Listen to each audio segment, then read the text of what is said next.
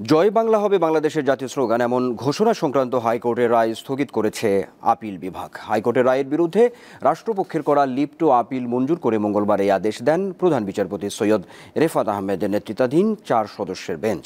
জয় বাংলাকে জাতীয় স্লোগান হিসেবে ঘোষণা চেয়ে করা একটি রিটের চূড়ান্ত শুনানি শেষে 2020 সালের 10 মার্চ হাইকোর্ট ওই রায় দেন।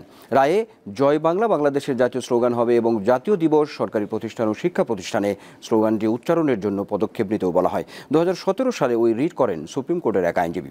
হাইকোর্টের ওই রায়ের বিরুদ্ধে মন্ত্রিপরিষদ সচিব সহ অন্যরা চলতি বছর আপিলের অনুমতি চেয়ে আবেদন করেন।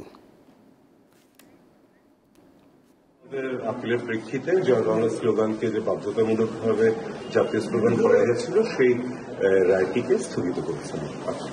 শুনানিতে বলেছে যে এগুলো আসলে পলিটিক্যাল ডিসিশন, পলিসি ডিসিশন গভর্নমেন্টের, যেটাতে আদালতের হস্তক্ষেপ করবার কোনো কারণ নেই বা এটি আদালতের এখতিয়ারের বাইরে। অনেকগুলি গ্রাউন্ড দেওয়া রয়েছে, তার মধ্যে সবচেয়ে বড় যেটা যে এটি অ্যাকচুয়ালি রাজনৈতিক প্রশ্ন এবং এটি জনগণের ম্যান্ডেট নিয়ে করতে হবে।